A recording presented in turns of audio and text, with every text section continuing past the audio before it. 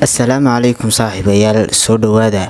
Waxaa laga yaabaa inaad maqashay kaftanka iyo maada Robert Mugabe. Lama wada odhan karo dhammaan hadallada qosolka iyo maada ah isagaa yidhi, laakiinse Soomaalidu caan ku tahay deegaanada Mudug iyo magaalada Burco ayaa hadal kasta oo qosol loo tiriyaa. Haddaba waxaa jiro hadallo badan oo aan la hubin meel ay ka yimaadeen oo loo tiriyo labadan deegaan. Haddaba sidaasi la mid ah ayaa Robert Mugabe hadallo badan loogu tiriyaa, waxaanu hadallada qaarkood ku jafayaa dumarka. Waxaana ka mid ah hadallada gabdhaha qaar ninka ay wada sheekaystaan waxa ay siiqaanaan hal toddobaad, haddana dharkeeda oo dhan waxay wada yaalaan gurigiisa walaashayay isagu madawaadla. Dabcan ma aha hablaha Soomaalida ee waa Afrikaanta kale.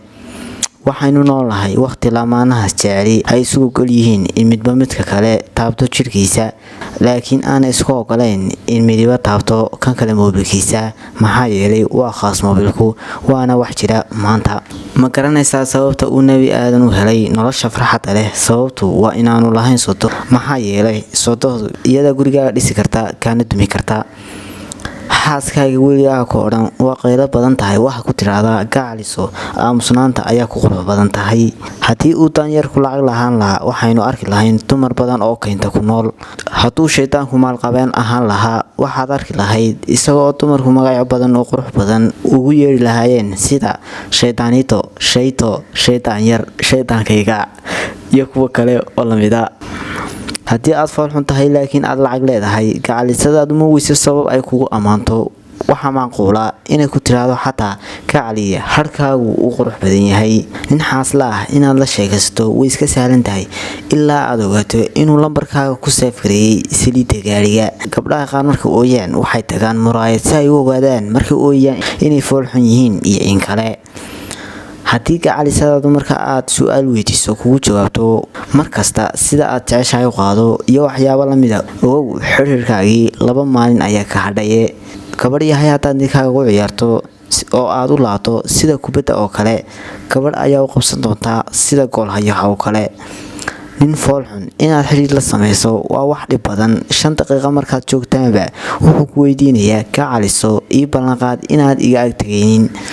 Gabadh hinaasa badan haddii aad qabto nasan maysid waxaa laga yaabaa inay ku weydiiso xitaa waxaan arkay gabadh ku soo eegaysa maxaad uga ogolaatay inay ku eegto. Sheeko ayaa waxay ahayd nin ayaa muddo dheer xaas lahaa, xaaskiisana wax caruur uma dhalin. Xaaskii ayaa maalintii dambe ku tiri maad iska guursatid mid kale, waxaa laga yaabaa inay caruur ku dhashay. Ninkii ayaa yidhi maya xabiibtii ma doonayo, waxaa laga yaabaa inaad murantaan. Xaaskii ayaa ku jawaabtay maya ma dhacayso, waan ku jeclahay xabiibi, iyadana waan soo dhaweynayaa, mana iskhilaafi doono.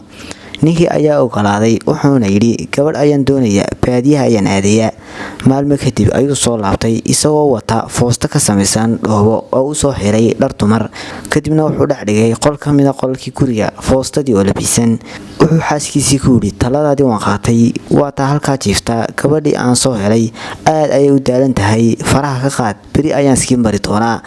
Kadibna shaqadiisii ayuu iska aaday. Galabtii markuu shaqadii ka soo laabtay ayuu yimid xaaskii oo oohin indho casaadeen, wuxuuna ku yidhi maxaa kugu dhacay gacaliso, iyaa ka oohiyay. Xaaskii ayaa u jawaabtay naagtan aad keentay saaka ilaa hadda cay iyo afxumo ayay igu waday, madaxaaga ayaan ku dhaafay, maahane waxa ii reebtay ma jiraan, sharaftaydana meel ayay kaga dhacday. Ninkii ayaa intuu iska xanaajiyay yidhi maadiga ayaa kugu bilowday isla maanta haddii aanan garaacin. Kadibna ul weyn oo bur ah ayuu intuu soo qaatay laba ka kala dhigay foostadii oo ay naagtii ka maseertay. Foostadii oo kala jaban intuu tusay xaaskiisii ayuu yidhi haye hadda raali ma tahay, soo edeb uma yeelin.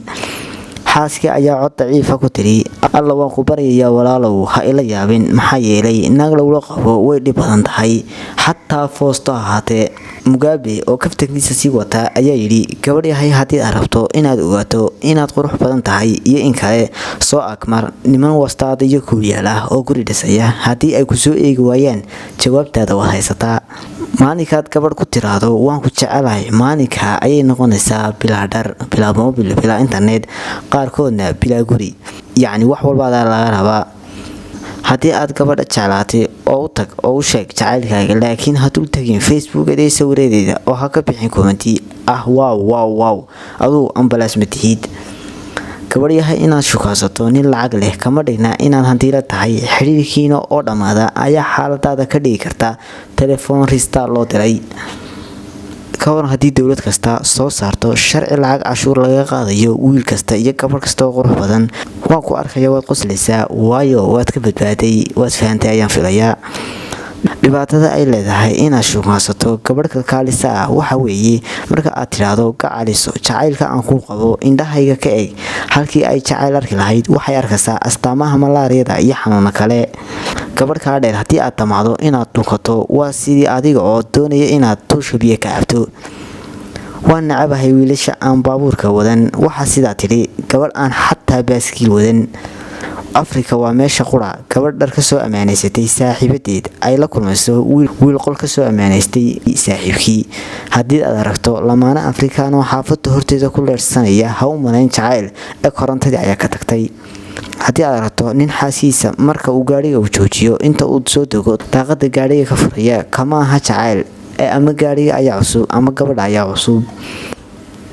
Haddii la xidho meheradaha lagu iibiyo make-upka, caruur badan ayaan hooyadu aqoonsadeen. Inaad gabdho badan xiriir la sameysaa waa qaab aad ku dabaqanayso cadowgaaga si aanay bartilmaameed uga dhigan xabadda yar ee gacalisadaada ah. Balse dumarku siyaasadda ma fahansana. Dumarku waxay khiyaamaan militariga jiida jooga ee dagaalka ku jira. Sidee ayaad ugu malaysay adiga oo laabtoon sita aanay ku khiyaami karin? Walaashayey waxa aad tahay 35 jir, haddana wiilasha kula soo hadla ayaad ku leedahay xagee ayaad ka soo heshay lambarkayga? Eedo calafkaaga iska sug. Aynu dumarka u sheegno xaqiiqda marka la leeyahay nin kasta oo guul gaadhaba gabadh ayaa ka dambaysa, ma aha tuula sheekaysto ee waa hooyadii. Walaashayey halkaad xiriirka la sameyn lahayd ninka kirada guriga bixiya, ka waran haddaad toos ula sheekaysato ka gurigaas kale. Haddii aad xiriir la sameyso wiil is cadeeya waa wax laga naxo, oo markaad u qaato halkaad ka sugaysay inaad ilmo yar oo Ronaldo u eg u dhasho ayaad xabad yar oo Pogba u eg u dhalaysaa. Gabadhu waxay leedahay laba wiil oo ay la sheekaysato, mid waa ka ay jeceshahay, midna waa ATM-keeda ay lacagta ka shubato. Labadaa ku yahay nin kasta wuu yahay. Gabadha aad u dirto $3 ee haddana isla markiiba miss call kuu soo gashaa, kuuse waa gabadh taqaana dhaqaaleynta lacagte. Haddii aad guursato gabadh Facebook naga saaxiib ah, dhammaantay waxaad noo tahay seedii. Gabadha tiraahda ubadkayga ayaan ka jecelahay ninkayga, been ayay sheegaysaa, sababtoo ah ubadkeeda way kaga tagi kartaa gabadha jaarkeeda ah oo maanta oo dhan way ka maqnaan kartaa, balse ninkeeda hal daqiiqo kagama tagi karto gabadha jaarkeeda. Waan jecelahay ninka inay isku eekaadaan suunkiisa iyo kabihiisu. Waxaa sidaas tiri gabadh aanay isku eekayn wejigeeda iyo jidhkeeda inta kale. Hablaha gaagaaban ee iyaga oo kaliya haysaya sawirada galaya waxaan leeyahay joojiya. Markaan idin arko waxaan soo xasuustaa bakeeriga shaaha ee dhegtare. Gabadha tiraahda waan jecelahay wiilasha gar kale, waxaan leeyahay aaway horta sunniyahaagii iyo xiribahaagii. Walaalkayow ha guursan gabadh calmar ah oo ubad wadata, lama arag ciyaal hal iyo ebel ku bilaamata. Inta aynu kaga baxno kaftanka Mugabe, fadlan haddaad nagu cusub tahay subscribe si aad noogu soo biirto asxaabteena ku taxan Odawa Tube. Mahadsanid.